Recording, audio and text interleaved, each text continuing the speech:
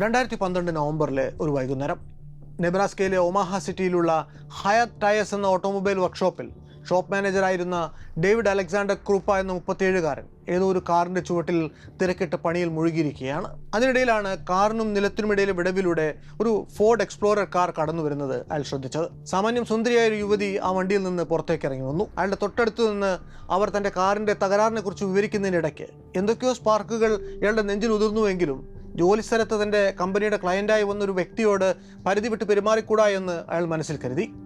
അവർ വണ്ടി നന്നാക്കി തിരികെ പോവുകയും ചെയ്തു. 2 ആഴ്ചയ്ക്ക് ശേഷം ഒരു ദിവസം താൻ പതിവായിട്ട് കയറി നോക്കാറുള്ള പ്ലെൻറ്റി ഓഫ് ഫിഷ് എന്ന ഡേറ്റിംഗ് സൈറ്റിലൂടെയുള്ള പതിവ് സഞ്ചാരത്തിലായിരുന്ന ഡേവിൻ്റെ കണ്ണിൽ ഒരു പ്രൊഫൈൽ ഉടക്കി. പേര് കാരി ഫാർവർ, വയസ്സ് 37, software programmer, single mother of a teenager, looking for anything that is not serious എന്ന ഒരു ഡിസ്ക്രിപ്ഷനും കണ്ടു. ഈ മുഖം എവിടെയോ കണ്ട് നല്ല പരിചയമുണ്ടല്ലോ എന്ന് അയാൾ മനസ്സിലോർത്തു.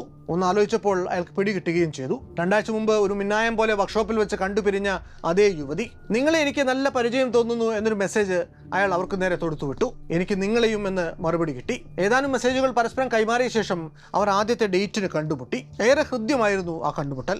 അവർ പരസ്പരം കുഞ്ഞുങ്ങളുടെ ഫോട്ടോകൾ കാണിച്ചു കൊടുത്തു. പഴയ പ്രണയബന്ധങ്ങളുടെ ഓർമ്മകൾ അയവിറക്കി. അല്പനേരം സംസാരിച്ചപ്പോൾ തന്നെ കാരിക്ക് ഡേവിനോട് നേരിയൊരു ഇഷ്ടം തോന്നി. അവൾ തന്റെ ജീവിതത്തെക്കുറിച്ച് കുറെ കൂടി വിശദമായി തന്നെ അയാളോട് പറഞ്ഞു.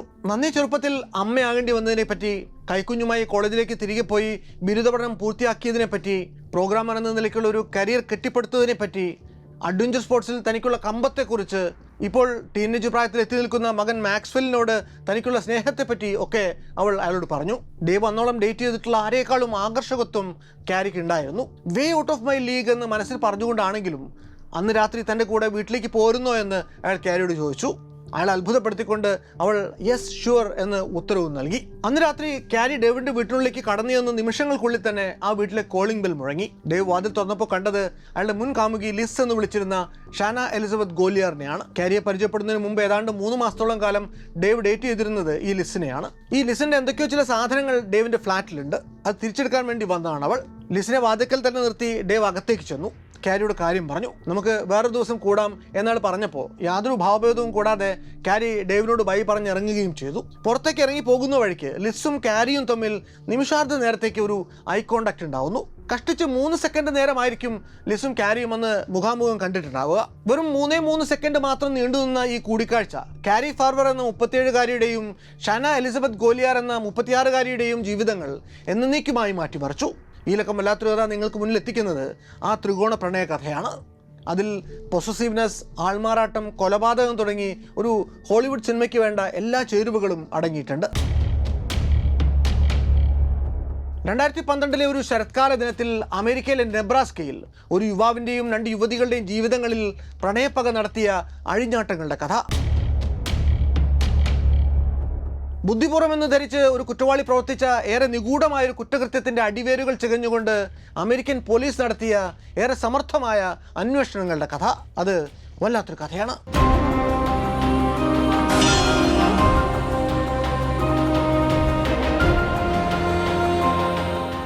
ലിസ് അന്ന് തൻ്റെ സാധനങ്ങൾ എടുത്തുകൊണ്ടുപോയ ഉടനെ തന്നെ ഡേവ് കാരിയെ വിളിച്ചു. അവൾ പിണങ്ങി കാണുമോ എന്നായിരുന്നു അയാളുടെ സംശയം. ഇല്ല, പിണങ്ങിയിട്ടൊന്നുമില്ല. പക്ഷേ നോക്കൂ, ഞാൻ തിരികെ ഡ്രൈവ് ചെയ്ത് എൻ്റെ വീടിൻ്റെ അടുത്ത് വരെ എത്തിപ്പോയല്ലോ Dave. Why don't you just come over to my place tonight എന്നായി കാരി. അയോവയിൽ അതിർത്തിയോട് ചേർന്ന് കിടക്കുന്ന മാസിഡോണിയ എന്ന കുഞ്ഞു ടൗണിലായിരുന്നു കാരിയുടെ വീട്. അവിടേക്ക് ചെന്ന് കയറിയ ഡേവിനെ കാരി പുഞ്ചിരിയോടെ വരവേറ്റു. ഒരൊറ്റ ഡിസ്ക്ലൈമർ മാത്രമേ കാരിക്ക് ആ ബന്ധം തുടർന്നു പോകുന്നതിന് മുമ്പ് വെക്കാനുണ്ടായിരുന്നുള്ളൂ. നമ്മൾ ബോയ് ഫ്രണ്ട് ഗേൾഫ്രണ്ട് ഒന്നും ആവില്ല കേട്ടോ. എനിക്കങ്ങനെ മോണോഗമസ് ആവാനും ആയെന്ന് വരില്ല. വിവാഹം എന്നത് എൻ്റെ സ്വപ്നങ്ങളിൽ പോലും ഇല്ല ഇപ്പോൾ. ദിസ് ഇസ് ജസ്റ്റ് ഫൺ എന്ന് കാരി പറഞ്ഞപ്പോൾ രോഗി ഇച്ഛിച്ചതും പാല്, വൈദ്യൻ കൽപ്പിച്ചതും പാല് എന്ന് ഡേവിന് തോന്നി. അയാൾ ആ അറേഞ്ച്മെന്റിന് അപ്പോൾ തന്നെ സമ്മതം മൂടുകയും ചെയ്തു. പിന്നീട് അങ്ങോട്ടുള്ള നിരവധി രാത്രികൾ അവർ ഒരുമിച്ചാണ് ചെലവിടുന്നത്. അതിന് പക്ഷേ മറ്റൊരു കാരണം കൂടി ഉണ്ടായിരുന്നു. കാരി ജോലി ചെയ്തിരുന്ന വെസ്റ്റ് കോർപ്പറേഷൻ എന്ന സ്ഥാപനത്തിൽ അന്ന് വളരെ തിരക്കിട്ട കുറേ വർക്കുകൾ നടക്കുന്ന സമയമാണ്. ഡേവിൻ്റെ അപ്പാർട്ട്മെന്റിൽ നിന്ന് നടന്നാലെത്താവുന്ന ദൂരമേ അങ്ങോട്ടുണ്ടായിരുന്നുള്ളൂ. രാത്രി അവിടെയാണ് ചെലവിടുന്നതെങ്കിൽ കാരിക്ക് മാസിഡോണിയയിൽ നിന്ന് അപ്പ് ആൻഡ് ഡൗൺ പോയി വരാനുള്ള 2 മണിക്കൂർ സമയം ലാഭിക്കാം. മകൻ മാക്സ്വെല്ലിനാണെങ്കിൽ അമ്മൂമ്മയുടെ അടുത്ത് നിൽക്കാൻ അവസരം കിട്ടുന്നതും വലിയ സന്തോഷമുള്ള കാര്യമാണ്. ഈ സമാഗമങ്ങൾ പക്ഷേ സെക്സിന് വേണ്ടി മാത്രമുള്ളതായിരുന്നില്ല. ഏറെ നേരം അവർ കിടക്കയിൽ പരസ്പരം സംസാരിക്കാനും അന്ന് ചെലവിടുന്നുണ്ട്. 2012 നവംബർ 13 ചൊവ്വാഴ്ച ദിവസം രാവിലെ 6 മണിയോടെ ഡേവ് വീട്ടിൽ നിന്ന് ജോലി സ്ഥലത്തേക്ക് പുറപ്പെടാൻ ഒരുങ്ങി. ക്യാരി അപ്പോൾ ഒരു പൈജാമ ധരിച്ച് മടിയിൽ ലാപ്ടോപ്പും വെച്ച് എന്തോ പണി ചെയ്തുകൊണ്ടിരിക്കുകയാണ്. അതിൽ എന്തു ചെയ്യുന്നു എന്നയാൾ ചോദിച്ചപ്പോൾ അവൾ തൻ്റെ കോഡിംഗ് കൺസോൾ അയാൾക്ക് കാണിച്ചു കൊടുത്തു. ഒന്നും മനസ്സിലായില്ല എങ്കിലും തൻ്റെ കാമുകിയുടെ തലച്ചോറിനെ കുറിച്ച് അയാൾക്കൊരു നേരിയ അഭിമാനമൊക്കെ തോന്നി. അന്ന് രാത്രി വീണ്ടും കാണാമെന്നും പറഞ്ഞ് അവളുടെ നെറുകയിലൊന്ന് അമർത്തി ചുംബിച്ച് ഡേവ് പതിവ് പോലെ തൻ്റെ ജോലി സ്ഥലത്തേക്ക് പുറപ്പെട്ടു. ആ വീടിൻ്റെ പടികൾ ഇറങ്ങി വരുമ്പോൾ ക്യാരിയെ തൻ്റെ ജീവിതത്തിൽ അവസാനമായിട്ട് കാണുകയാണ് എന്ന് സങ്കല്പിക്കാൻ പോലും ഡേവിനാവുന്നില്ല. അന്നേ ദിവസം, അതായത് 2012 നവംബർ 13 ക്യാരി ഫാർവർ എന്ന പ്രോഗ്രാമർ വെസ്റ്റ് കോർപ്പറേഷനിലെ തൻ്റെ ഡെസ്കിൽ വർക്കിന് റിപ്പോർട്ട് ചെയ്തില്ല. നേരത്തെ വിളിച്ചൊന്നും പറഞ്ഞിട്ടില്ലാതിരുന്നുകൊണ്ട് അവളുടെ സൂപ്പർവൈസറായിട്ടുള്ള കൊളിൻ വിറ്റ്നർ പരിഭ്രമിച്ചു പോയി. സ്ഥാപനത്തിലെ ഏറ്റവും റിലയബിൾ ആയിട്ടുള്ള എംപ്ലോയീസിൽ ഒരാളാണ് ക്യാരി ഫാർവർ. എന്തെങ്കിലും കാരണം കൊണ്ട് ജോലിക്കെത്താൻ വൈകിയാൽ അവരത് വളരെ കൃത്യമായി തന്നെ കൊളിനെ വിളിച്ച് അറിയിക്കുമായിരുന്നു. അന്നുവരെ രാവിലെ 6:15 കൊളിനെ വിളിച്ച് താൻ ചെയ്തുകൊണ്ടിരുന്ന കോഡിനെ കുറിച്ചൊരു അപ്ഡേറ്റും കൊടുത്തിട്ടുണ്ട് ക്യാരി. ഓഫീസിൽ എത്തിയ ശേഷം ആ കോഡ് ടെസ്റ്റ് ചെയ്യാമെന്നാണ് അവളപ്പോൾ പറഞ്ഞിരുന്നത്. അതുകൊണ്ട് ക്യാരിയുടെ വരവും കാത്തിരിക്കുകയായിരുന്നു ഓഫീസിൽ കൊളിൻ അടക്കമുള്ള സഹപ്രവർത്തകരിൽ പലരും. ഈ ക്യാരി എഴുതുന്ന ഈ പ്രോഗ്രാം, ഈ പ്രൊജക്ടിൻ്റെ ഡെഡ് ലൈനിന് മുമ്പായിട്ട് ക്ലയൻറ്റിന് സബ്മിറ്റ് ചെയ്യേണ്ടത് വളരെ അത്യാവശ്യമാണ്. ഒരു 10-10:30 ക്യാരിയെ കാണാതിരുന്നപ്പോൾ കൊളിൻ അവളെ ഒന്ന് വിളിക്കുന്നുണ്ട്. പക്ഷേ ഫോൺ റിങ് ചെയ്ത് നിൽക്കുന്നതേ ഉള്ളൂ, എടുക്കുന്നില്ല. കൊളിൻ വോയിസ് മെയിലിൽ അപ്പോൾ 1-2 മെസ്സേജുകൾ വിട്ടു. എന്തു പറ്റി ക്യാരി, നീ എവിടെയാണ്? എന്താണ് ഓഫീസിലേക്ക് വരാത്തത്? 6:15 വിളിച്ചു വെച്ച ശേഷം പിന്നെ നീ കിടന്നുറങ്ങിപ്പോയോ? അതോ നിനക്ക് വയ്യേ? കാര്യം എന്തായാലും ഒന്ന് വിളിച്ചു പറഞ്ഞുകൂടെ എന്നൊക്കെയുള്ള കാര്യങ്ങൾ ആ വോയിസ് മെസ്സേജിൽ ഉണ്ടായിരുന്നിട്ടും ക്യാരിയിൽ നിന്ന് മറുപടി ഒന്നും തന്നെ അപ്പോൾ കിട്ടുന്നില്ല. പകൽ പിന്നീട് അങ്ങോട്ടും പലകുറി കൊളിൻ ക്യാരിയെ ഫോണിൽ വിളിച്ചിട്ടും റെസ്പോൺസ് ഒന്നും തന്നെ ഉണ്ടാവുന്നില്ല. പക്ഷേ വോയിസ് കോൾ മാത്രമേ ഇല്ലാതിരുന്നുള്ളൂ. ക്യാരിയുടെ ഡിവൈസുകൾ പലതരത്തിലുള്ള ഡിജിറ്റൽ ഫുട് പ്രിന്റുകളും അവശേഷിപ്പിച്ചുകൊണ്ടിരുന്നു. നേരത്തെ ഫേസ്ബുക്കിൽ ലോഗോൺ ആയിരുന്ന അവളുടെ ലാപ്ടോപ്പ് 6:42 അതൊന്ന് ലോഗ് ഓഫ് ചെയ്തിരിക്കുന്നു. 9:54 അവളുടെ ഫോൺ ഫേസ്ബുക്കിൽ ലോഗോൺ ആയിട്ടുണ്ട്. പക്ഷേ അത് വളരെ അസ്വാഭാവികമായിട്ടുള്ളൊരു ആക്ഷൻ എടുക്കാൻ വേണ്ടി ഡേവിഡ് ക്രൂപ്പയെ അൺഫ്രണ്ട് ചെയ്യാൻ വേണ്ടി ആയിരുന്നു എന്ന് മാത്രം. അന്ന് പകൽ ഏതാണ്ട് 10-10:30 ജോലിക്കിടയിൽ ഡേവിൻ്റെ മൊബൈൽ ഫോണിൻ്റെ മെസ്സേജ് ടോൺ മുഴങ്ങുന്നു. ചെന്നെടുത്തു നോക്കിയപ്പോൾ അത് ക്യാരിയുടെ ഒരു ടെക്സ്റ്റ് മെസ്സേജാണ്. നമ്മൾ തമ്മിൽ 2 ആഴ്ച കൊണ്ട് വല്ലാതെ അടുത്തു, we should move in together എന്ന് ക്യാരിയുടെ മെസ്സേജ്. എന്നാൽ ഇക്കാര്യത്തിൽ ഡേവ് ബ്രൂട്ടലി ഓണസ്റ്റ് ആണ്. താൻ പരിചയപ്പെടുന്ന, തമ്മിൽ അടുക്കുന്ന എല്ലാ സ്ത്രീകളോടും ഒരു കമ്മിറ്റ്മെൻറ്റിനും താൻ തയ്യാറല്ല എന്ന കാര്യം ആദ്യമേ തന്നെ വെട്ടി തുറന്ന് പറയുമായിരുന്നു അയാൾ. ഡേവിൻ്റെ ഈ മുന്നുപാധി സ്വീകരിച്ച് തന്നെയാണ് എല്ലാ സ്ത്രീകളും അയാളുമായിട്ട് ബന്ധം സ്ഥാപിക്കാറുള്ളത് എന്നുകൊണ്ട് ഒരു വിധത്തിലുള്ള കൺഫ്യൂഷനുകളും പിന്നീട് ഉണ്ടാവാറില്ല താനും. അതുകൊണ്ട് ക്യാരിയിൽ നിന്ന് അങ്ങനെ ഒരു മെസ്സേജ് വന്നപ്പോൾ അയാൾ ആദ്യം ഒന്ന് അമ്പരന്ന് പോന്നു. No, I thought we talked about this എന്ന് ഏറെ പൊളൈറ്റ് ആയിട്ടുള്ള ഒരു മറുപടി തന്നെയാണ് അയാൾ അപ്പോൾ കൊടുക്കുന്നത്. എന്നാൽ അതിനുശേഷം ഡേവിൻ്റെ ഇൻബോക്സിലേക്ക് ഒന്നിനു പിന്നാലെ ഒന്നായി നിരവധി മെസ്സേജുകൾ പിന്നീട് ക്യാരിയുടെ ഫോണിൽ നിന്ന് വന്നു. ഈ മെസ്സേജുകൾ ഡേവിനെ സംബന്ധിച്ചിടത്തോളം ഷോക്കിംഗ് ആയിരുന്നു. കാരണം അയാൾ അതുവരെ അടുത്തിടപഴകിയിരുന്ന ക്യാരി അന്നുവരെ അങ്ങനെ അപമര്യാദയായിട്ടൊന്നും സംസാരിക്കുന്ന കൂട്ടത്തിലല്ലായിരുന്നു. ബന്ധം കുറെ കൂടി സീരിയസ് ആക്കുന്നതിനെ പറ്റി നടന്ന സംഭാഷണത്തിലെ തൻ്റെ നിലപാടിൻ്റെ പേരിൽ ക്യാരി കലിപ്പിലാണ് എന്ന് ആ മെസ്സേജുകൾ ഓടിച്ചു വായിച്ചപ്പോൾ ഡേവിന് മനസ്സിലായി. എങ്കിലും അപ്പോൾ അവളെ വിളിക്കാനോ അതേപ്പറ്റി ഓർത്ത് കൂടുതൽ വിഷമിക്കാനോ ഒന്നും ജോലി തിരക്ക് കാരണം അയാൾക്ക് നേരം കിട്ടിയില്ല. വർക്ക്ഷോപ്പിലെ ലഞ്ച് ബ്രേക്കിൽ അയാൾ വണ്ടിയെടുത്ത് തിരികെ അപ്പാർട്ട്മെൻറ്റിലേക്ക് പോയി.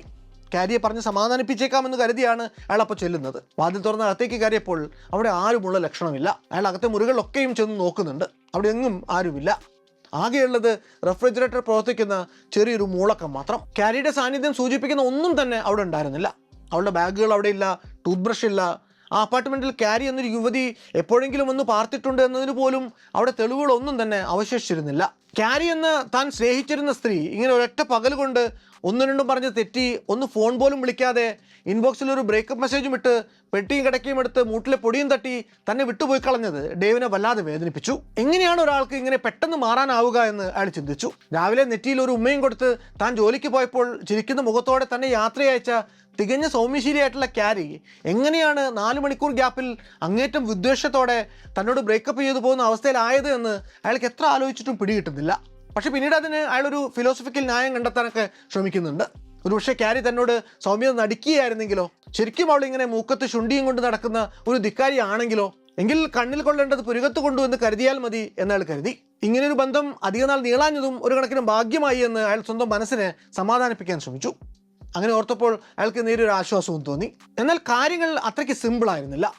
അങ്ങനെ ഒരു ട്രേസ് പോലും അവശേഷിപ്പിക്കാതെ ആരും ശ്രദ്ധയിൽപ്പെടാതെ മാഞ്ഞു പോകാനാവുന്ന ഒരു ആവാസ വ്യവസ്ഥയിലായിരുന്നില്ല ക്യാരി എന്ന വ്യക്തി ജീവിച്ചിരുന്നത്. അവർ നിരന്തരം ഫോണിലൂടെ ബന്ധപ്പെട്ടിരുന്ന മറ്റൊരു വ്യക്തിയുടെ ഉണ്ടായിരുന്നു, അവരുടെ അമ്മ നാൻസി. ക്യാരിയെ ലോകത്ത് മറ്റാരെക്കാളും നന്നായിട്ട് അറിയുമായിരുന്ന മറ്റൊരാൾ. എല്ലാ ദിവസവും മുടങ്ങാതെ അമ്മയെ വിളിച്ച് സംസാരിക്കുമായിരുന്ന മകൾ വിളിച്ചിട്ട് 2 ദിവസമായതോടെ നാൻസിക്കുള്ളിൽ എന്തോ ഒരു ഭയം തോന്നി. തൻ്റെ മകൾക്ക് എന്തോ ഒരു ആപത്ത് പിണഞ്ഞിട്ടുണ്ട് എന്ന് അവരുടെ മനസ്സ് പറഞ്ഞു. ഈ 2 ദിവസത്തിനുള്ളിൽ അവർക്ക് ആകെ കിട്ടിയിട്ടുള്ളത് ഏറെ ദുരൂഹമായിട്ടുള്ള ഒരു ടെക്സ്റ്റ് മെസ്സേജ് മാത്രമാണ്. ഞാൻ എൻ്റെ ജോലി മാറുകയാണ്. ഇതായിരുന്നു ആ മെസ്സേജിൻ്റെ ഉള്ളടക്കം. ഇത് വായിച്ച് അവർ ഞെട്ടിപ്പോകുന്നു. കാരണം ആ ജോലിയിൽ താൻ എത്ര സന്തുഷ്ടയാണ് എന്നും സഹോദരൻ ജോണിൻ്റെ വിവാഹത്തിൽ പങ്കെടുക്കാൻ വേണ്ടി താൻ ഓവർ ടൈം ജോലി ചെയ്ത് പ്രൊജക്റ്റ് വർക്ക് വെഡ്ഡിംഗ് ഡേറ്റിന് മുമ്പ് തീർക്കാനുള്ള ശ്രമത്തിലാണ് എന്നുമൊക്കെയാണ് അവൾ ഇതിനു മുമ്പ് വീട്ടിൽ വന്നപ്പോൾ നാൻസിയോട് പറഞ്ഞിരുന്നത്.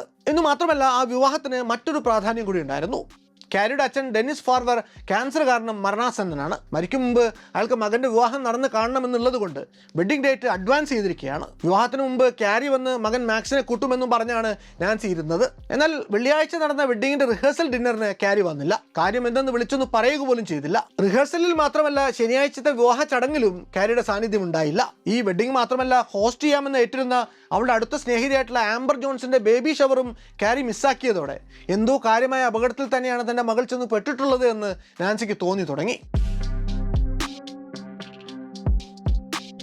2012 നവംബർ 18 നാൻസി അടുത്തൊരു പോലീസ് സ്റ്റേഷനിൽ ചെന്ന് ഒരു മിസ്സിംഗ് പേഴ്സൺ റിപ്പോർട്ട് ഫയൽ ചെയ്യുന്നു. അടുത്ത ദിവസം രാവിലെ പോട്ടോവാട്ട്മി കൗണ്ടി ഷെരീഫ് ഓഫീസിൽ നിന്ന് ഒരു ഓഫീസർ നാൻസിയുടെ വീട്ടിലെത്തുന്നു. കാരിയെക്കുറിച്ചുള്ള വിവരങ്ങളെല്ലാം അയാൾ ചോദിച്ചറിയുകയും ചെയ്തു. നാൻസിക്ക് അനുഭവപ്പെട്ട ഒരു എർജൻസി പക്ഷേ ഈ ഓഫീസർക്ക് തോന്നുന്നില്ല. കാരി ഒരു പ്രായപൂർത്തിയായ സ്ത്രീയാണെന്നും ഇതെല്ലാം ഒരുപക്ഷെ അവർ സ്വേച്ഛയാ ചെയ്തതായിരിക്കാമെന്നും അയാൾ സൂചിപ്പിച്ചു. എന്നിരുന്നാലും കാരിയുടെ അമ്മ നാൻസിയിൽ നിന്ന് അങ്ങനെ ഒരു പരാതി കിട്ടിയപ്പോൾ പോലീസ് ഡിപ്പാർട്ട്മെന്റ് പിന്നീട് അന്വേഷണം ആരംഭിച്ചു. അവരുടെ ഇൻവെസ്റ്റിഗേഷൻ സ്വാഭാവികമായിട്ട് തുടങ്ങുന്നത് കാരിയുടെ അപ്പോഴത്തെ ബോയ്ഫ്രണ്ട് ആയിരുന്ന ഡേവിഡ് ക്രൂപ്പയിൽ നിന്ന് തന്നെയാണ്. 2 ഷെരീഫ്മാർ ഒരു ദിവസം വർക്ക്ഷോപ്പിൽ അയാൾ അന്വേഷിച്ചെത്തുന്നു. കാരി അറിയാമോ എന്ന ചോദ്യത്തിന് അയാൾ അറിയുമെന്ന് തന്നെ മറുപടി കൊടുത്തു. അപ്പോൾ അവർ അയാളോട് കാരിയുടെ അമ്മ കൊടുത്ത മിസ്സിംഗ് പേഴ്സൺസ് റിപ്പോർട്ടിനെ കുറിച്ച് പറഞ്ഞു. കാരിയുടെ ലാസ്റ്റ് ബോയ്ഫ്രണ്ട് എന്ന നിലയ്ക്ക് നിങ്ങളാണ് പ്രൈം സസ്പെക്ട് എന്നവർ പറഞ്ഞപ്പോൾ അയാൾ തൻ്റെ ഫോൺ എടുത്ത് കാണിച്ച് തനിക്ക് കഴിഞ്ഞ കുറച്ച് ദിവസങ്ങളായിട്ട് നേരിടേണ്ടി വന്നിട്ടുള്ള ഈ ദുര്യോഗത്തെക്കുറിച്ച് അവരോട് പറയുന്നു. ഇത് കണ്ടതോടെ അവരുടെ പെരുമാറ്റത്തിൽ ആയ്വുണ്ടായി. സത്യത്തിൽ ബാഡ് ബ്രേക്കപ്പുകൾ നടക്കുന്ന നിരവധി നാടകങ്ങൾ ഇവർ മുമ്പും കണ്ടിട്ടുണ്ട് എന്നവർ പറഞ്ഞു. വിഷമിക്കേണ്ട, ഇത് അധികം വൈകാതെ നിന്നോളും. സാധാരണ ഇങ്ങനെയുള്ള കേസുകളിൽ പരമാവധി 1 മാസം, അതിനപ്പുറം ഇങ്ങനെയുള്ള ഹരാസ്മെൻറ്റുകൾ നീളാറില്ല എന്നൊക്കെ ഇയാൾ ആശ്വസിപ്പിച്ചുകൊണ്ടാണ് പിന്നീട് ഒടുവിൽ ഈ പോലീസ് ഓഫീസർമാർ മടങ്ങിപ്പോകുന്നത്. അടുത്ത ദിവസം കാരിയുടെ ഫേസ്ബുക്ക് അക്കൗണ്ടിൽ നിന്ന് അമ്മ നാൻസിക്ക് ഒരു മെസ്സേജ് വരുന്നു. ഞാൻ മിസ്സിംഗ് ഒന്നുമല്ല, പക്ഷേ എനിക്കിപ്പോൾ വീട്ടിലേക്ക് വരാൻ തോന്നുന്നില്ല. I love you all very much but I need time എന്നായിരുന്നു ആ മെസ്സേജ്. തുടർന്ന് വന്ന മദേഴ്സ് ഡേക്കും കിട്ടി നാൻസിക്ക് ഒരു ആശംസാ സന്ദേശം. പക്ഷേ പിന്നീട് അങ്ങോട്ട് വന്ന മെസ്സേജുകളിൽ നാൻസി ഒരു കാര്യം ശ്രദ്ധിച്ചു. മകളുടെ മെസ്സേജുകളെല്ലാം 2-3 വാക്കുകൾ മാത്രമുള്ള മെസ്സേജുകളാണ്. പോകെ പോകെ ഈ മെസ്സേജുകളൊക്കെയും കൂടുതൽ നാസ്റ്റിയായി വരുന്നുമുണ്ട്. ഇവിടെ കാരിയെ ചൊല്ലി 2 തരത്തിലുള്ള ഫീലിംഗ്സ് ആണ് ഒരേ സമയത്ത് ആളുകൾ ഉണ്ടായിക്കൊണ്ടിരുന്നത്. കാരിയുടെ അടുത്ത ബന്ധുക്കൾ അവൾക്ക് എന്തെങ്കിലും അപകടം പണഞ്ഞുവോ എന്നോർത്ത് ആകുലപ്പെട്ടപ്പോൾ ഡേവ് വിഷമിച്ചത് അവൾ ഏതെങ്കിലും തരത്തിൽ തന്നെ അപായപ്പെടുത്താൻ തുനിഞ്ഞിറങ്ങുമോ എന്നായിരുന്നു. നവംബർ 13 ചൊവ്വാഴ്ച കിട്ടിയ കുറേ ടെക്സ്റ്റ് മെസ്സേജുകൾക്ക് പുറമെ 4-5 ദിവസം കഴിഞ്ഞപ്പോൾ വളരെ ആംഗ്രി നാസ്റ്റി ആയിട്ടുള്ള മെസ്സേജുകൾ വേറെയും കാരിയിൽ നിന്ന് ഡേവിന് കിട്ടുന്നുണ്ട്. ടെക്സ്റ്റ് മെസ്സേജുകളുടെ പെരുമഴ ഒരു വശത്തു കൂടി നടക്കുമ്പോൾ ഡേവിന് കാരിയുടെ നിരവധി ഇമെയിലുകളും ഫേസ്ബുക്ക് മെസ്സേജുകളും ഒക്കെയും വരുന്നുണ്ടായിരുന്നു. ഈ മെസ്സേജുകളൊക്കെയും പക്ഷേ സ്പെല്ലിംഗ് ഗ്രാമർ മിസ്റ്റേക്കുകൾ നിറഞ്ഞവയായിരുന്നു. നേരത്തെ വന്ന മെസ്സേജുകളിൽ നിന്ന് വ്യത്യസ്തമായി ഈ മെസ്സേജുകളിൽ ഡേവിൻ്റെ തൊട്ടുമുന്നത്തെ കാമുകി ലിസിനെ കുറിച്ചുള്ള പരാമർശങ്ങളും ഉണ്ടായിരുന്നു. ഫാറ്റ് അഗ്ലി ഹോർ എന്നാണ് ഈ മെസ്സേജുകളിൽ ഒന്നിൽ കാരി ലിസിനെ വിളിച്ചത്. ആദ്യത്തെ തവണ ഇങ്ങനെയുള്ള നാസ്റ്റി മെസ്സേജുകൾ കിട്ടിയപ്പോൾ അത് വായിച്ച ഡേവ് കണ്ണു തിരുമ്മി ഒരു തവണ കൂടി ആ മെസ്സേജ് വായിച്ചു നോക്കുന്നുണ്ട്. ഇത് കാരി അയച്ചത് തന്നെയാണോ എന്ന് അയാൾക്ക് സംശയം തോന്നി. കാരണം കൂടെ ഉണ്ടായിരുന്ന 2 ആഴ്ച കാലവും കാരി അങ്ങനെയുള്ള ഭാഷയൊന്നും പ്രയോഗിച്ചിട്ട് അയാൾ കേട്ടിട്ട് പോലുമില്ല. ആദ്യത്തെ ഡേറ്റിനിടയ്ക്ക് ലിസ് കുറുകെ വന്നപ്പോൾ കാരി അങ്ങനെ ഡിസ്റ്റർബ്ഡ് ആയതായിട്ട് പോലും ഡേവിന് തോന്നിയിരുന്നില്ല. പക്ഷേ ഈ മാറിയ സാഹചര്യത്തിൽ അയാളുടെ മനസ്സിൽ നിരവധി ചോദ്യങ്ങൾ വന്നു. അന്നത്തെ കാരിയുടെ പെരുമാറ്റം വെറും അഭിനയമായിരുന്നോ? സത്യത്തിൽ അവൾക്കപ്പോൾ ലിസിനോട് കടുത്ത അസൂയയും ഈർഷ്യയും ഒക്കെ തോന്നിയിരുന്നു. ഡേവിൻ്റെ കാര്യത്തിൽ കാര്യമായിട്ടുള്ള പൊസസീവ്നെസ്സും ഉള്ളിൽ വെച്ചുകൊണ്ടാണോ കാരി ഇങ്ങനെ ഫ്രീ ആയിട്ട് ഇടപെട്ടിരുന്നത്? അങ്ങനെ പല സംശയങ്ങളും അപ്പോൾ ഡേവിഡിൻ്റെ മനസ്സിൽ ഉണർന്നു. പിന്നെയും ആഴ്ചകൾ കടന്നുപോയി. 2013 ഏപ്രിൽ 1 ലിസ് ഡേവിനെ കാണാൻ അയാൾ വീട്ടിലേക്ക് എത്തി. ഒരു കാര്യം കാണിച്ചു തരാനുണ്ട് എന്നോട് പറഞ്ഞു. പുറത്തേക്ക് ഇറങ്ങി കൂടെ ചെന്നപ്പോൾ അയാൾ കാണുന്നത് ലിസിൻ്റെ കാറിൻ്റെ ബോഡിയിൽ ഹോർ സ്റ്റോപ്പ് സീയിങ് ഡേവ് എന്ന് കീ കൊണ്ട് സ്ക്രാച്ച് ചെയ്ത് വെച്ചിരിക്കുന്നതാണ്. അതിനു പുറമെ കാരിയുടെ ഫോണിൽ നിന്ന് തനിക്ക് വന്ന കുറേ മെസ്സേജുകളും ലിസ് ഡേവിനെ കാണിക്കുന്നു. ഇതുകൊണ്ട് ഒന്നും അവസാനിക്കുന്നില്ല. ഡേവിനെ വെറുതെ വിട്ടില്ലെങ്കിൽ ഞാൻ ഇനിയും നിന്നെ ഉപദ്രവിക്കും എന്ന ആ മെസ്സേജ് അപ്പോൾ തന്നെ ലിസ് ഡേവിനെ കാണിച്ചു. കാരിക്ക് ലിസിനോട് കടുത്ത അസൂയയാണെന്ന് ഈ മെസ്സേജുകളിൽ നിന്ന് വളരെ വ്യക്തമായി ആർക്കും മനസ്സിലാവും.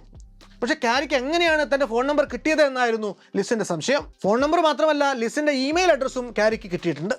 കാരണം ടെക്സ്റ്റ് മെസ്സേജുകൾക്ക് പുറമെ ഭീഷണി ഇമെയിലുകളും ഡേവിന് വരുന്ന ഏതാണ്ട് അതേ ഫ്രീക്വൻസിയിൽ തന്നെ ലിസിനും കാരിയിൽ നിന്നും വന്നുകൊണ്ടേയിരിക്കുന്നുണ്ടായിരുന്നു. ലിസ് വന്ന് കണ്ടുപോയതിന് പിന്നാലെ ഡേവിൻ്റെ ഫോണിൽ കാരിയുടെ അടുത്ത മെസ്സേജ് വന്നു. എനിക്ക് ചെയ്യാൻ പറ്റുന്ന ഏറ്റവും മോശം കാര്യം ഒരാളുടെ കാറിൽ താക്കോൽ കൊണ്ട് കോരി വരയ്ക്കലല്ല എന്നായിരുന്നു ആ മെസ്സേജ്. കാരിയുടെ ഭാഗത്തു നിന്നുള്ള സ്റ്റോക്കിംഗ് വരും ദിനങ്ങളിൽ കൂടുതൽ കടുത്തു. ഡേവ് ഒരു കഫേയിലിരുന്ന് കോഫി കുടിച്ചുകൊണ്ടിരിക്കുമ്പോൾ അയാൾക്ക് കിട്ടുന്ന കാരിയുടെ message how does the coffee taste എന്നായിരുന്നു. നിങ്ങളിപ്പോൾ ഞാൻ കാണുന്നുണ്ട്, നിങ്ങൾക്ക് എന്നെ കാണാമോ എന്ന് തൊട്ടടുത്ത മെസ്സേജ്. പിന്നീട് അങ്ങോട്ട് തുരുതുരാ മെസ്സേജുകൾ. ആദ്യം കാരിയുടെ സ്വന്തം നമ്പറിൽ നിന്നായിരുന്നു മെസ്സേജ് വന്നിരുന്നത്. ആ നമ്പർ ഡേവ് സഹിയിട്ട് ബ്ലോക്ക് ചെയ്യുന്നു. പിന്നാലെ 10-15 പുതിയ നമ്പറുകളിൽ നിന്നായിട്ട് തുടർച്ചയായിട്ട് ഇങ്ങനെ മെസ്സേജുകൾ വരാൻ തുടങ്ങി. ഒരു ദിവസം 400-500 മെസ്സേജൊക്കെയാണ് ഇയാൾക്ക് വരുന്നത്. ഒരു നമ്പർ ബ്ലോക്ക് ചെയ്താൽ അടുത്ത നമ്പറിൽ നിന്ന് മെസ്സേജ് വരും. ഇതുപോലെ ഇമെയിലുകളും പല പല അഡ്രസ്സുകളിൽ നിന്നാണ് വരുന്നത്. ഇതെല്ലാം പക്ഷേ ഒരാളാണ് അയക്കുന്നത് എന്നത് കണ്ടാൽ തന്നെ മനസ്സിലാകുമായിരുന്നു. കാരണം അതിൻ്റെയൊക്കെ വെർബേജ് ഒരുപോലെയായിരുന്നു. ഒരു ദിവസം ജോലിക്കിടയിൽ ഡേവ് ഒരു സിഗരറ്റ് വലിക്കാൻ വേണ്ടി പുറത്തേക്ക് ഇറങ്ങിയപ്പോൾ കാരിയുടെ ഒരു മെസ്സേജ് വീണ്ടും വന്നു. എനിക്കിപ്പോൾ നിങ്ങളെ കാണാനാവുന്നുണ്ട്. നിങ്ങളിപ്പോൾ ഒരു ബ്ലൂ റൗണ്ട് നെക്കും ഒരു ഓറഞ്ച് ഷർട്ടും ജീൻസുമല്ലേ ഇട്ടിരിക്കുന്നത്. അടുത്ത ദിവസങ്ങളിൽ ജോലി സ്ഥലത്ത് ഡേവ് സംസാരിച്ചുകൊണ്ടിരുന്ന സ്ത്രീ കസ്റ്റമർമാരുടെ വിവരങ്ങൾ പോലും കാരിയുടെ മെസ്സേജിൽ ഇടം പിടിച്ചു.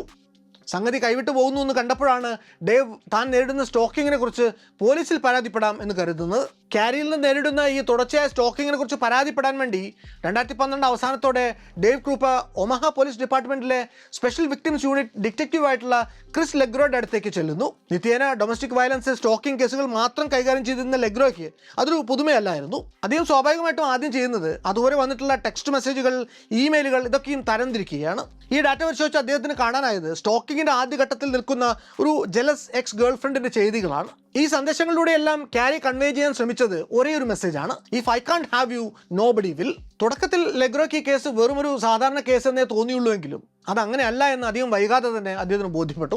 കാരിക്ക് ഡേവ് ചെയ്യുന്നത് കാണാൻ പറ്റുന്നുണ്ടെങ്കിൽ അവർ ഡേവ് താമസിക്കുന്നതിൻ്റെ അടുത്ത് അല്ലെങ്കിൽ ജോലി സ്ഥലത്തിൻ്റെ ചുറ്റുവട്ടത്തുള്ള എവിടെയെങ്കിലും ഒക്കെ ഇരുന്നിട്ടായിരിക്കും ഈ മെസ്സേജൊക്കെ അയക്കുന്നുണ്ടാവുക എന്ന് ഡിറ്റക്റ്റീവ് ലെഗ്രോ ഊഹിക്കുന്നു. അതെവിടെയാണ് എന്ന് കണ്ടുപിടിക്കാൻ വേണ്ടി അദ്ദേഹം ദിവസങ്ങളോളം ഡേവിൻ്റെ വീട്ടിൻ്റെയും അയാൾ ജോലി ചെയ്തിരുന്ന സ്ഥാപനത്തിൻ്റെയും ചുറ്റുവട്ടത്ത് ഒളിച്ചിരുന്നുകൊണ്ട് നിരീക്ഷണങ്ങൾ നടത്തി. അതിനു പുറമെ അദ്ദേഹം കാരിയുടെ ഒരു ഫോട്ടോയും കൊണ്ട് ആ പ്രദേശത്തുള്ള സകല വീടുകളിലും കയറി ഇറങ്ങി നടന്ന് അവരെ പറ്റി ചോദിക്കുന്നുണ്ട്. പക്ഷെ അവിടെ ആരും തന്നെ അങ്ങനെ ഒരാൾ ആ പരിസരത്തേക്ക് എങ്ങും വന്നു പോകുന്നത് കണ്ടിട്ടില്ല, അവരെക്കുറിച്ച് കേട്ടിട്ടില്ല. അതോടെ ഈ അന്വേഷണം അവിടെ വഴിമുട്ടി നിന്നു പോകുന്നു. അടുത്ത ദിവസങ്ങളിലൊന്നിൽ കാരിയുടെ ഭാഗത്തു നിന്ന് ഒരു മെസ്സേജ് കൂടി ഡേവിൻ്റെ ഫോണിലേക്ക് വരുന്നു. ഞാൻ താമസിക്കുന്നത് നിങ്ങളുടെ വീടിരിക്കുന്നതിൻ്റെ 2 ബ്ലോക്ക് അപ്പുറത്താണ്. ഇതായിരുന്നു ആദ്യത്തെ മെസ്സേജ്. അടുത്ത മെസ്സേജ് ബേർഡ് സ്ട്രീറ്റിൽ അവർ താമസിക്കുന്ന അഡ്രസ്സ് ആയിരുന്നു, ഹൗസ് നമ്പർ 12. ഈ വിവരം അറിഞ്ഞതും ഡേവ് കാരിയെ തെരഞ്ഞു പുറപ്പെടുന്നു. ബേർഡ് സ്ട്രീറ്റിലെ ഹൗസ് നമ്പർ ഓരോന്നായിട്ട് നോക്കി പോയ അയാൾ അവസാനമാണ് ആ കാര്യം തിരിച്ചറിയുന്നത്.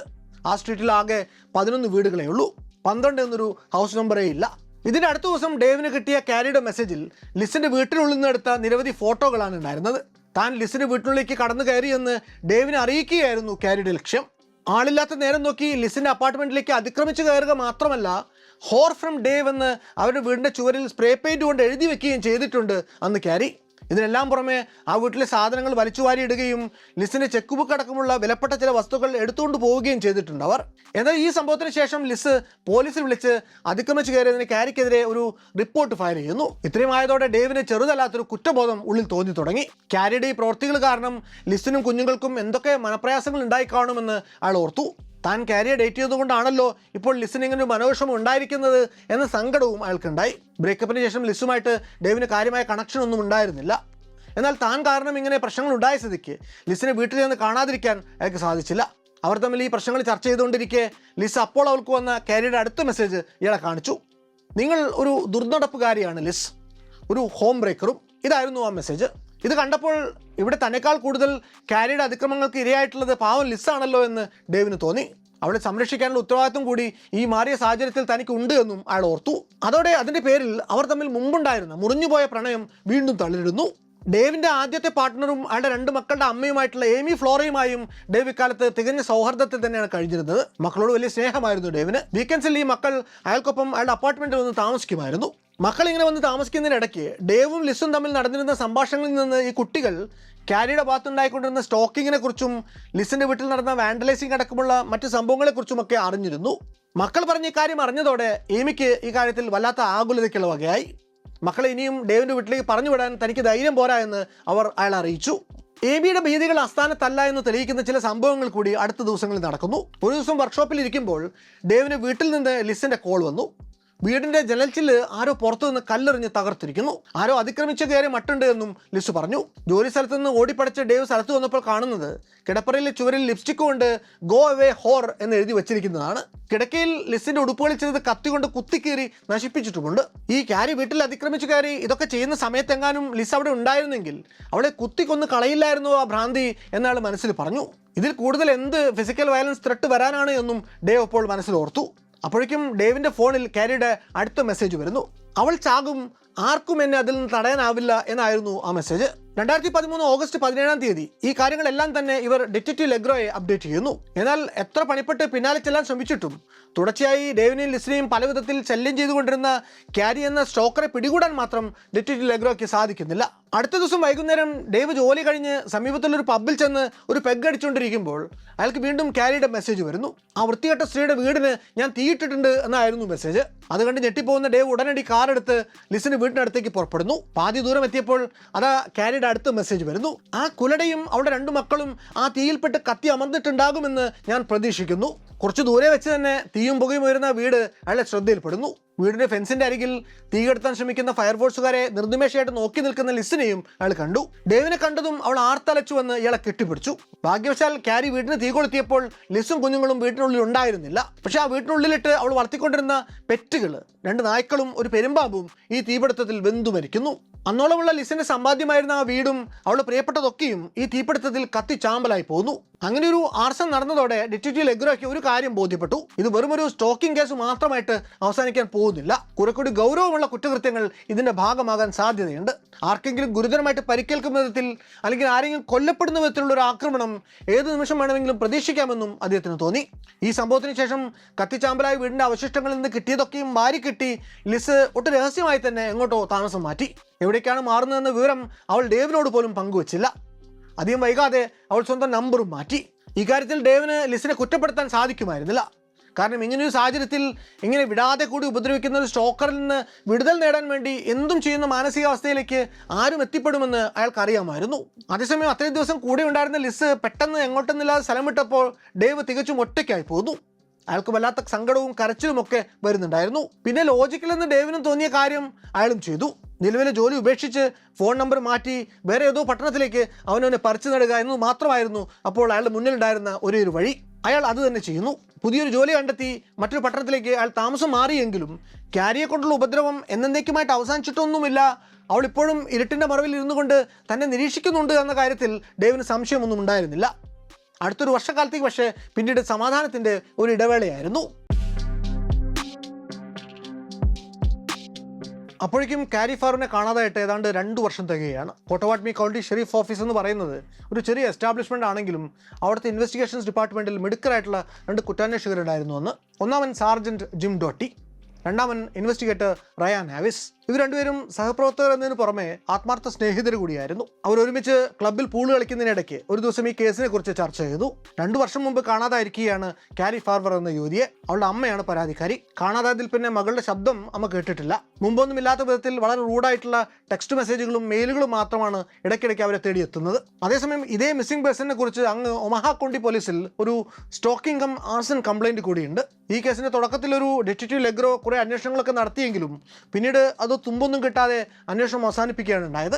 ഈ 2 കേസുകളും തമ്മിൽ, അതായത് കാരി എന്ന യുവതിയെ കാണാനില്ല എന്ന് ഒരു സ്റ്റേഷൻ പരിധിയിലുള്ള കേസും അതേ യുവതിയുടെ പേർക്ക് മറ്റൊരു സ്റ്റേഷനിൽ കൊടുത്തിട്ടുള്ള സ്റ്റോക്കിംഗ് ആൻഡ് ആർസൺ കേസും തമ്മിൽ എന്തോ ഒരു പൊരുത്തക്കേടുണ്ട് എന്ന് ഈ ഉദ്യോഗസ്ഥർക്ക് തോന്നുന്നു. ഇങ്ങനെ ഈ കാരി എന്ന് പറയുന്ന സ്ത്രീയുടെ ഫോണിൽ നിന്നും ഇമെയിൽ അഡ്രസ്സിൽ നിന്നുമൊക്കെ സന്ദേശങ്ങൾ വരുന്നുണ്ട് എന്നത് മാത്രം കൊണ്ട് അവർ ജീവനോടെ ഉണ്ടെന്ന് ഉറപ്പിക്കാനാവില്ല എന്നും അവർ കരുതി. 2 വർഷത്തോളം പഴക്കമുള്ള ഈ കോൾഡ് കേസ് പുനരന്വേഷിക്കാൻ തങ്ങൾ അനുവദിക്കണമെന്ന് ഈ 2 ഓഫീസർമാരും ചേർന്ന് തങ്ങളുടെ മേലുദ്യോഗസ്ഥരോട് അപേക്ഷിച്ചു.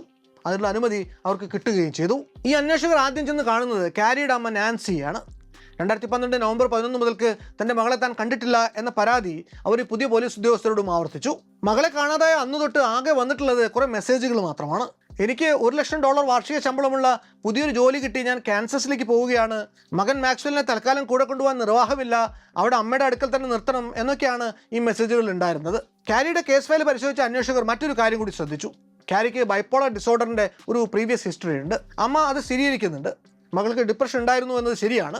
പ്രശ്നങ്ങൾ ഉണ്ടായിരുന്നു, അതിനുള്ള മുടങ്ങാതെ മരുന്നും കഴിക്കുന്നുണ്ട്. ഒരുപക്ഷെ ഈ ഡിപ്രഷനുള്ള മരുന്നുകൾ നേരത്തിനും കാലത്തിനും കഴിക്കാത്തതുകൊണ്ടുണ്ടായിട്ടുള്ള മാനസിക വിഭ്രാന്തികളാകാം കാരിയെ ഇങ്ങനെ ഈ സ്റ്റോക്കിംഗ്, ആർസൺ തുടങ്ങിയ കാര്യങ്ങളിലേക്ക് നയിച്ചത് എന്നായിരുന്നു നേരത്തെ കേസ് ക്ലോസ് ചെയ്ത അന്വേഷകർ അവരുടെ കേസ് ഡയറിയിൽ കുറിച്ചു വെച്ചിരുന്നത്. ഈ മാനസിക പ്രശ്നങ്ങൾക്ക് നേരിയ ആശ്വാസമെങ്കിലും ഉണ്ടാകുമ്പോൾ കാരി ഇപ്പോൾ എവിടെയാണോ ഒളിച്ചു പാർക്കുന്നത് അവിടെ നിന്ന് തിരികെ അമ്മ നാൻസിയെയും മകൻ മാക്സ്വെലിനെയും കാണാൻ വന്നുകൊള്ളുമെന്നായിരുന്നു അതുവരെയുള്ള പോലീസിന്റെ നിലപാട്. ഇതിനിടയിൽ ഡേവ് തൻ്റെ വ്യക്തി ജീവിതത്തിൽ പുതിയ ചില തുടക്കങ്ങൾക്ക് ശ്രമിക്കുകയായിരുന്നു. അന്നത്തെ ആ തീവെപ്പിന് ശേഷം ലിസിന്റെ യാതൊരു വിവരവുമില്ല. അയാൾക്ക് അടുത്തൊരു ബന്ധം കൂടി വേണമെന്ന് തോന്നി. അതിനുവേണ്ടി അയാൾ പഴയ പോലെ ഡേറ്റിംഗ് സൈറ്റുകളിൽ കയറി പ്രൊഫൈൽ വീണ്ടും ആക്ടിവേറ്റ് ചെയ്ത് തൽപരകക്ഷികളായിട്ടുള്ള സ്ത്രീകളോട് അടുത്തിടപഴകാനുള്ള ശ്രമങ്ങളൊക്കെ തുടങ്ങുന്നുണ്ട്. അതിൽ കണ്ട പ്രൊഫൈലുകളിലൊന്ന് അയാൾക്ക് നന്നായിട്ട് ബോധിച്ചു. അയാളെ യുവതിക്ക് മെസ്സേജ് അയച്ചു. അവൾ മറുപടി നൽകി. ഒടുവിൽ അവർ തമ്മിലുള്ള ഒരു ഫസ്റ്റ് ഡേറ്റ് അടുത്തുള്ളൊരു കഫേയിൽ വെച്ച് കണ്ടുമുട്ടാമെന്ന് തീരുമാനമായി. അങ്ങനെ പറഞ്ഞ സമയത്ത് ഡേവ് ആ കഫേയിലെത്തി. 1 മണിക്കൂറോളം നേരം അവിടെ കാത്തിരുന്നിട്ടും ഈ യുവതി വരുന്ന ലക്ഷണം കാണുന്നില്ല.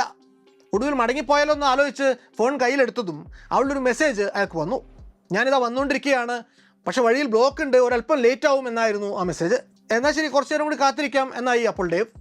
വീണ്ടും 1/4 മണിക്കൂർ കാത്തിരുന്നിട്ടും അവർ വരുന്ന മട്ടില്ല. ഇനിയും കാത്തിരിക്കുന്നതിൽ അർത്ഥമില്ല, പോയേക്കാമെന്ന് മനസ്സിൽ പറഞ്ഞുകൊണ്ട് എഴുന്നേക്കാൻ തുടങ്ങുമ്പോൾ അതാ യുവതിയുടെ നമ്പറിൽ നിന്ന് മറ്റൊരു മെസ്സേജ് കൂടി. ഞാൻ ക്യാരിയാണ്, ഫക്ക് യു. ആ ഒരൊറ്റ മെസ്സേജോട് കൂടി കഴിഞ്ഞ 1 വർഷമായി തൻ്റെ ജീവിതത്തിലുണ്ടായിരുന്ന സമാധാനം വീണ്ടും പ്രശ്നങ്ങളുടെ ഒരു പടുകുഴിയിലേക്ക് തലകീഴ്മേൽ മറിഞ്ഞു വീണതായിട്ട് അയാൾ തിരിച്ചറിഞ്ഞു. അതിനിടയ്ക്ക് അന്വേഷണ ഉദ്യോഗസ്ഥരായിട്ടുള്ള ജിമ്മും റയാനും ചേർന്ന് ആദ്യം ഈ കേസ് അന്വേഷിച്ച ഉദ്യോഗസ്ഥൻ ഫയൽ ചെയ്ത കാരിയുടെ വീടിൻ്റെ ഫോട്ടോഗ്രാഫ്സ് നോക്കിയപ്പോൾ അവളുടെ സകല സാമഗ്രികളും ആ വീട്ടിനുള്ളിൽ അതുപോലെ തന്നെ അടുക്കി വെച്ചിരിക്കുകയാണ്. ഉച്ചയ്ക്ക് ജോലിക്ക് പോയി തിരിച്ച് അതുപോലെ രാത്രി മടങ്ങിയെത്തുമെന്ന് വിചാരിക്കുന്ന ആരോ ഇട്ടേച്ചു പോയ പോലെയാണ് ആ ഫ്ലാറ്റിൻ്റെ ഉൾവശമുള്ളത്. ഇങ്ങനെ പുതിയൊരു ജോലി കിട്ടി മറ്റൊരു നഗരത്തിലേക്ക് താമസം മാറ്റിയ ഒരാളുടെ വീടായിട്ട് അവർക്കത് കണ്ടപ്പോൾ തോന്നിയതേയില്ല. എന്തോ പന്തികേടുണ്ട് എന്ന് അവർ മനസ്സിൽ പറഞ്ഞു. തൻ്റെ മകൾക്ക് കാര്യമായ എന്തോ അപകടം പറ്റിയെന്ന തോന്നൽ നാൻസിയുടെ ഉള്ളിലും ശക്തമായി തുടങ്ങി. അവർ അങ്ങനെ ചിന്തിക്കാൻ മറ്റൊരു കാരണം കൂടി ഉണ്ടായിരുന്നു. കാരിയുടെ ഫോൺ വിളികൾ നിലച്ച സമയമെന്ന് പറയുന്നത് അവളുടെ അച്ഛൻ ക്യാൻസർ മൂർച്ഛിച്ച് മരിക്കാറായ സമയമാണ്.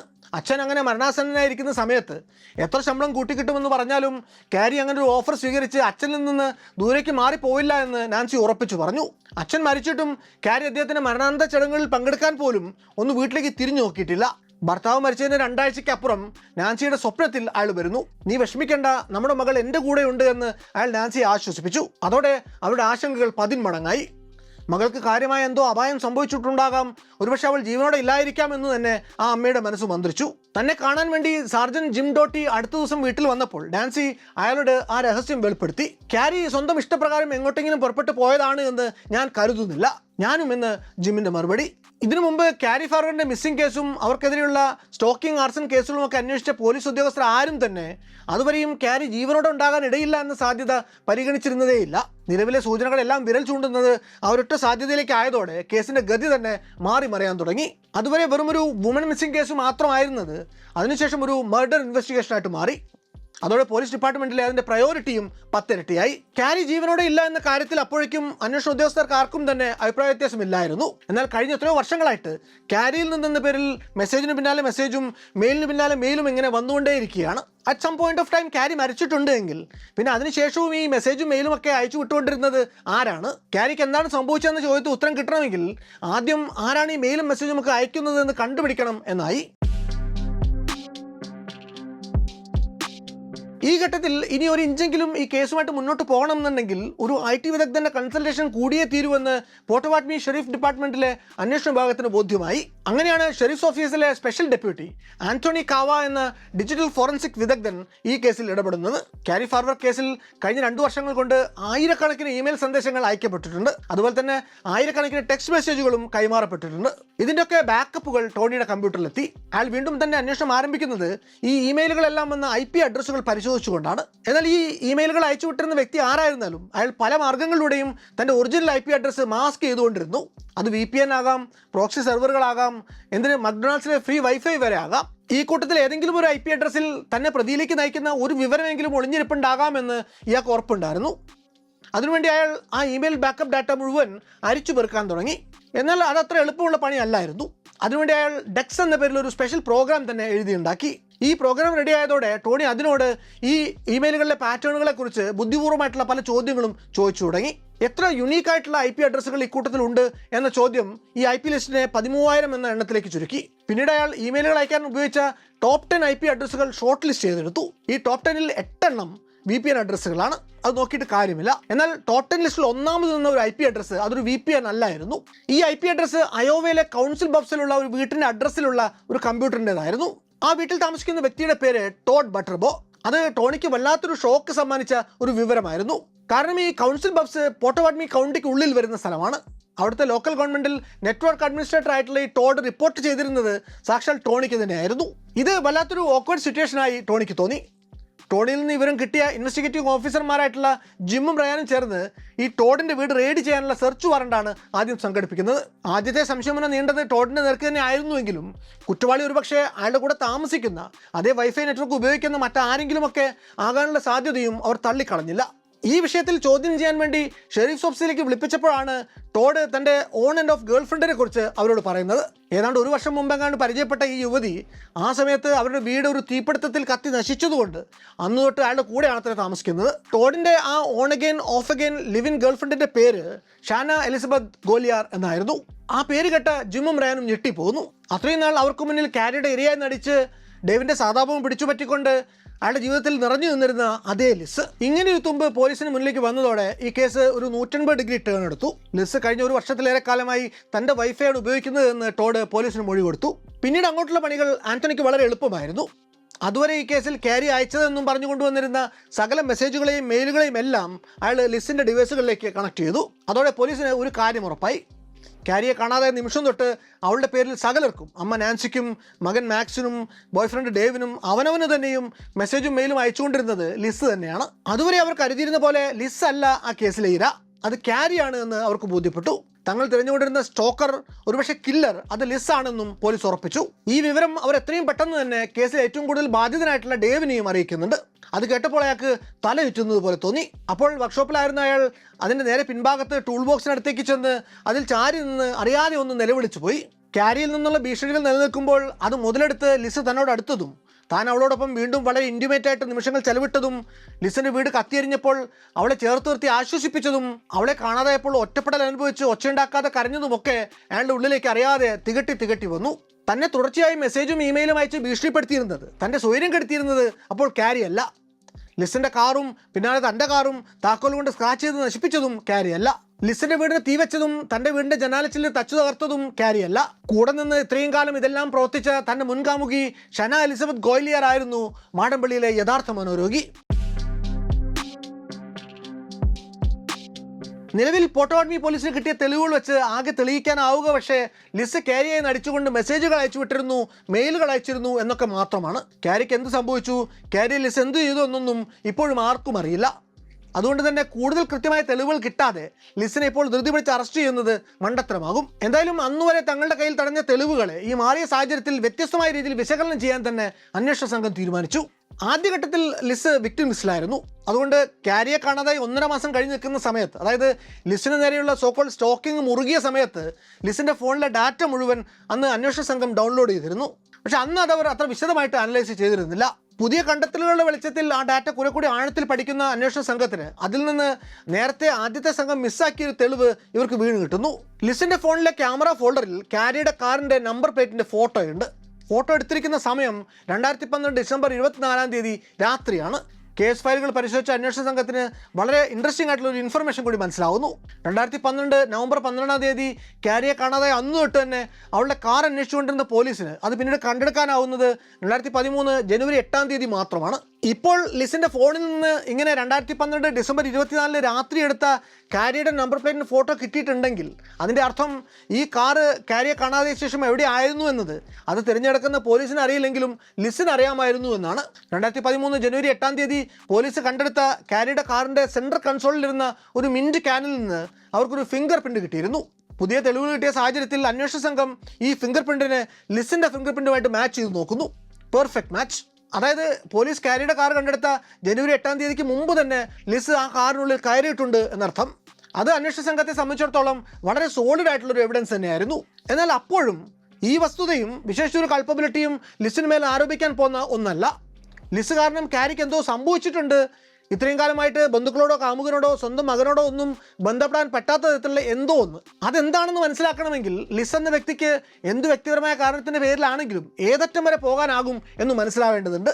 ഈ കേസിൽ പോലീസിന് ലിസിനെ കൃത്യമായി പൂട്ടണമെന്നുണ്ടെങ്കിൽ ലിസ് എന്താണ് കാരിയെ ചെയ്തതെന്ന് സംബന്ധിച്ച കുറെ കൂടി കൃത്യമായിട്ടുള്ള വിവരങ്ങൾ കിട്ടേണ്ടതുണ്ട്. വേണ്ടത്ര തെളിവുകൾ കൂടാതെ ലിസിനെ ചെന്ന് അറസ്റ്റ് ചെയ്താൽ പിന്നെ കാരിക്ക് എന്ത് സംഭവിച്ചു എന്ന് അറിയാനുള്ള ഒരേ ഒരു വഴി കൂടി അടഞ്ഞു പോയെന്ന് വരാം. അതുകൊണ്ട് നിലവിൽ അവരുടെ മുന്നിൽ ഉണ്ടായിരുന്ന ഒരേ ഒരു വഴി ലിസിനെ നിരീക്ഷിക്കുക, ട്രാക്ക് ചെയ്യുക എന്നതൊക്കെയായിരുന്നു. അതിനുവേണ്ടി അന്വേഷണ സംഘം ലിസ് അറിയാതെ അവരുടെ കാറിൽ ഒരു ട്രാക്കർ സ്ഥാപിച്ചു. ഈ ട്രാക്കറിന്റെ GPS ലൊക്കേഷൻ ഓരോ നിമിഷവും പോലീസ് നിരീക്ഷിച്ചുകൊണ്ടിരുന്നു. എല്ലാ ദിവസവും ലിസ് വട്ടം വട്ടം കറങ്ങി കാർ ഓടിച്ചുകൊണ്ടിരിക്കുകയാണ്. ആ വട്ടത്തിനുള്ളിൽ ആരുടെ വീടാണ് എന്ന് അന്വേഷിച്ച പോലീസിന്റെ പ്രതീക്ഷകൾ തെറ്റുന്നില്ല. അത് ഡേവിന്റെ പഴയ കാമുകി എയ്മിയുടെ വീടാണ്. ലിസ് ക്യാരി ചമഞ്ഞ് അപ്പോൾ സ്റ്റോക്ക് ചെയ്തുകൊണ്ടിരിക്കുന്നത് എയ്മിയാണ്. നേരത്തെ ക്യാരിക്ക് എന്താണോ ലിസ് കാരണം സംഭവിച്ചത്, പോലീസിന്റെ ഭാഗത്തുനിന്ന് വളരെ കൃത്യവും ഊർജിതമായിട്ടുള്ള ഇടപെടൽ ഉണ്ടായില്ല എങ്കിൽ അതേ വിധി തന്നെ എയ്മിയെ തേടി എത്താനുള്ള സാധ്യത വളരെ വലുതാണെന്ന് അതോടെ പോലീസിന് മനസ്സിലായി. 2015 ഡിസംബർ 5 തീയതി രാത്രിയോടെ 911 എമർജൻസി കൺട്രോൾ റൂമിൽ ഒരു കോൾ വരുന്നു. വിളിച്ചിരിക്കുന്നത് ഒരു സ്ത്രീയാണ്. പറഞ്ഞ പേര് ഷാന എലിസബത്ത് ഗോലിയാർ. അവരുടെ കാലിന് വെടിയേറ്റിരിക്കുന്നു. വെടിവെച്ചിരിക്കുന്നത് ഏതോ സ്ത്രീയാണ്. തന്നെ വെടിവെച്ചിട്ടുള്ളത് ഡേവിന്റെ മുൻ പാർട്ട്ണർ എയ്മി ഫ്ലോറയാണ് എന്ന് പിന്നീട് പോലീസ് കാണിച്ച ചിത്രങ്ങളിൽ നിന്ന് ലിസ് തിരിച്ചറിയുന്നുണ്ട്. കാലിലെ വെടിയേറ്റുള്ള പരിക്കുകൾ ഏറെക്കുറെ ഭേദമായ ശേഷം ലിസിനെ പോലീസ് മൊഴിയെടുക്കാൻ വേണ്ടി സ്റ്റേഷനിലേക്ക് വിളിപ്പിച്ചു. അപ്പോഴും തന്നെ വെടിവെച്ചത് എയ്മി ആണെന്ന് ആവർത്തിക്കുന്ന ലിസ് ക്യാരിക്കെതിരെയും എയ്മി പലവട്ടം ആക്രമണ ഭീഷണി മുഴക്കിയിട്ടുണ്ടെന്ന് പോലീസിനോട് പറഞ്ഞു. അതോടെ പോലീസിനൊരു കാര്യം മനസ്സിലായി.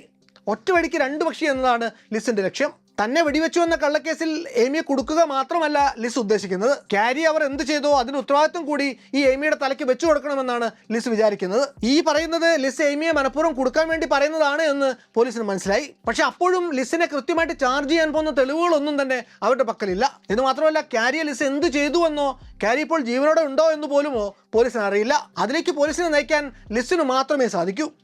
അതുകൊണ്ട് തെളിച്ച വഴിക്ക് പോകുന്നില്ലെങ്കിൽ പോകുന്ന വഴിക്ക് തെളിച്ചേക്കാമെന്ന് പോലീസ് കരുതി. നിലവിൽ എയ്മിയാണ് വെടിവെച്ചതെന്നോ അല്ലെങ്കിൽ ക്യാരിയെ എയ്മി അപായപ്പെടുത്തിയെന്നതിനോ ഒരു തെളിവുമില്ല. ക്യാരിയിൽ നിന്ന് അങ്ങനെ വല്ല മെസ്സേജും വന്നാൽ അറിയിക്കണമെന്ന് പോലീസ് ലിസിനോട് പറഞ്ഞു. ഇങ്ങനെ പറഞ്ഞ സ്ഥിതിക്ക് ഇനി ലിസ് തന്നെ എയ്മിയുടെ പേരിൽ കത്തുകൾ അയക്കുമെന്ന് പോലീസിന് ഉറപ്പായിരുന്നു. അവർ വിചാരിച്ച പോലെ തന്നെ ലിസ് എയ്മിയുടെ പേരിൽ അവനവന് തന്നെ കത്തുകൾ അയച്ചു തുടങ്ങി.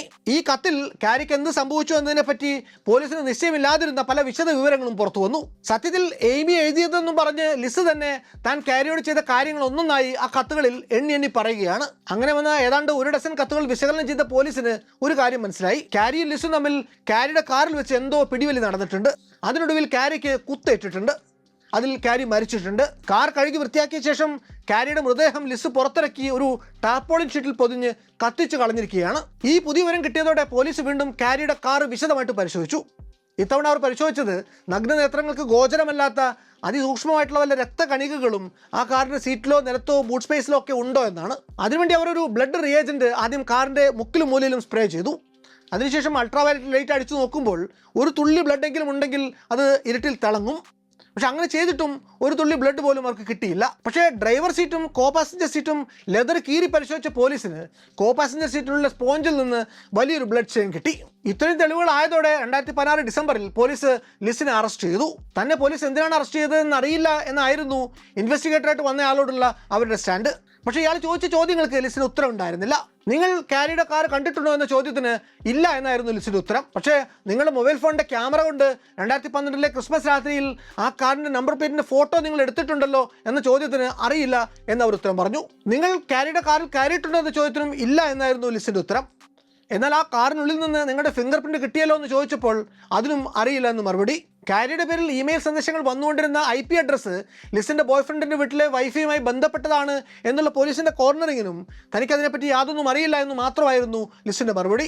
ഈ കേസിൽ പ്രോസിക്യൂഷന് വേണ്ടി ഹാജരായ ഡഗ്ലസ് കൗണ്ടി അറ്റോർണി ബ്രെൻഡ ബിഡിലിന് മുന്നിൽ ആ കേസ് അപ്പോഴും ഒരു ബാലികറ മലയായി തന്നെ തുടരുകയായിരുന്നു. കാരണം അപ്പോഴും പോലീസ് അന്വേഷണ സംഘത്തിന് ക്യാരിയുടെ മൃതദേഹം കണ്ടെടുക്കാൻ സാധിച്ചിട്ടില്ല. ഡെഡ് ബോഡി കിട്ടാതെ ലിസിനെ പ്രതിസ്ഥാനത്ത് നിർത്തി കേസ് ട്രയലിന് പോവുകയാണെങ്കിൽ കോടതി തെളിവുകളുടെ അഭാവത്തിൽ അവരെ വെറുതെ വിടാൻ പോലും സാധ്യതയുണ്ട്.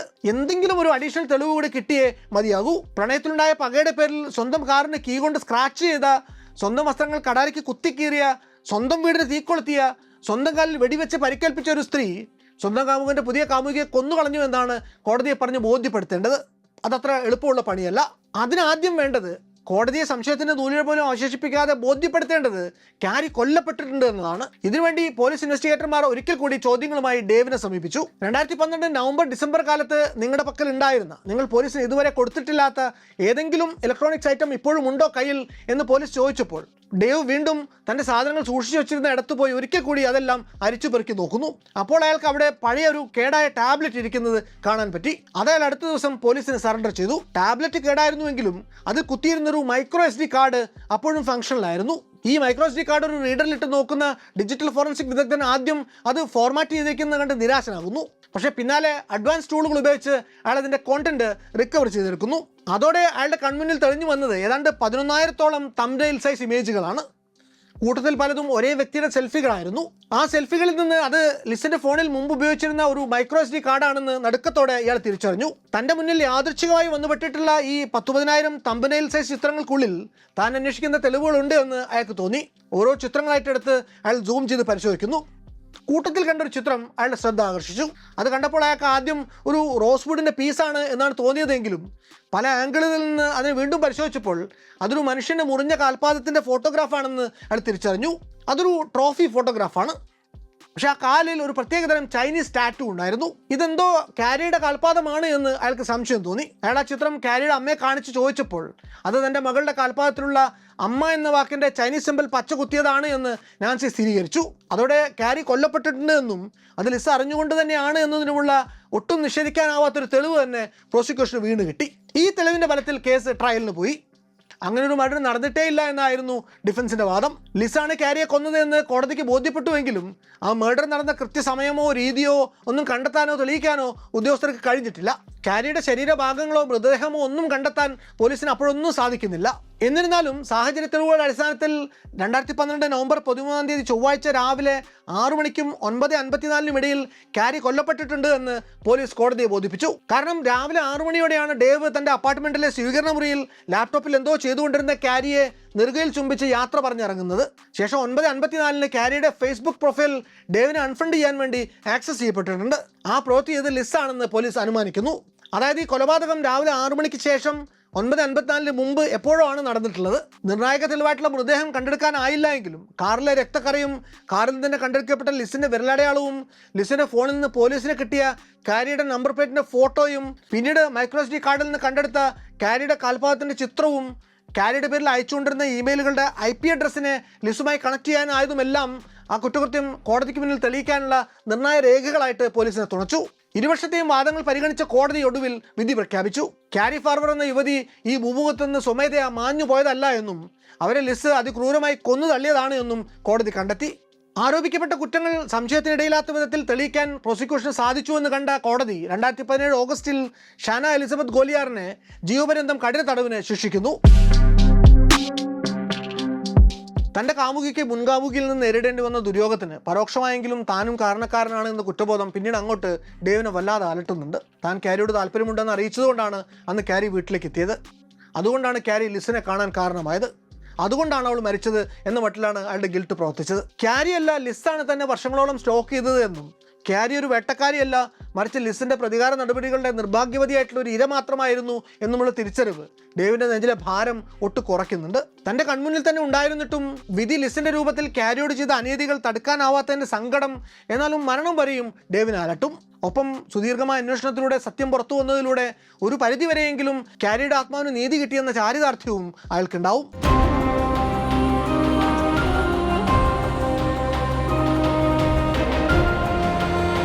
മറ്റു വല്ലാത്ത കഥയുമായി ഇനിയും വരാം.